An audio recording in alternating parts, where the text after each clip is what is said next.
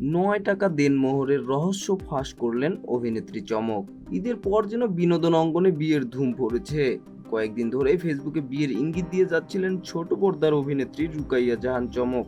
প্রথমে আংটি বদলের ছবি পোস্ট করার পর গায়ে হলুদের পরে বিয়ের খবর নিশ্চিত করেছেন তিনি। মাত্র ৯ টাকা দেনমোহরে বিয়ে করে সবাইকে চমকেও দিয়েছেন চমক।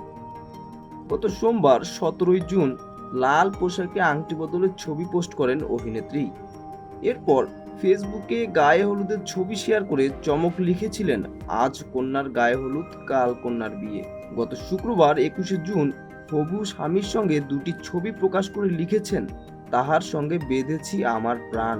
সেই ধারাবাহিকতায় এবার চমকের পরনে লাল টুকটুকে শাড়ি আর বরের সাদা পাঞ্জাবিতে দেখা গেছে কোনো এক মাদ্রাসায়। সেখানে সাদামাটা আয়োজনে বিয়ে সেরেছেন তারা। জানা গেছে বিয়েতে মাত্র ৯ টাকা দেনমোহর ধার্য করা হয়েছে চমকের ইচ্ছাতেই। শনিবার সামাজিক মাধ্যমে চমক লিখেছেন, আমার জন্ম তারিখ ৯, তাই সংখ্যাটি আমার লাকি নাম্বার। সে কারণে মাত্র ৯ টাকা দেনমোহরে বিয়ের সিদ্ধান্ত নিয়েছি, কারণ আমরা বিশ্বাস করি অর্থ কখনো দাম্পত্য জীবনের ভিত্তি হতে পারে না। আমরা এটাও বিশ্বাস করি আমাদের ভালোবাসা কিংবা একসঙ্গে থাকার হিসাবটা টাকা দিয়ে কখনো পরিমাপ করা যাবে না। তিনি আরও লিখেছেন, খুবই সাদামাটাভাবে বিয়ের আয়োজন সম্পন্ন হয়েছে। ভালো মনের মানুষদের নিয়েই এই আয়োজন। মাদ্রাসার বাচ্চাদের সঙ্গে দারুণভাবে সবকিছু হয়েছে। তাদের সঙ্গে খাবার খেয়েছি আমরা। আমাদের পরিবারের পক্ষ থেকে সবাইকে অসংখ্য ভালোবাসা রইল।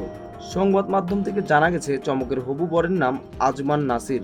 তিনি পেশায় একজন ব্যবসায়ী। ব্যবসার পাশাপাশি চমকের সঙ্গে দ্য লাস্ট হানিমুন নাটকে অভিনয় করেছেন তিনি। ২০১৭ সালে মিস ওয়ার্ল্ড বাংলাদেশ ২০১৭ প্রতিযোগিতায় দ্বিতীয় রানার আপ নির্বাচিত হন চমক। বর্তমানে ছোট পর্দা সহ ওটিটিতে কাজ করছেন চমক।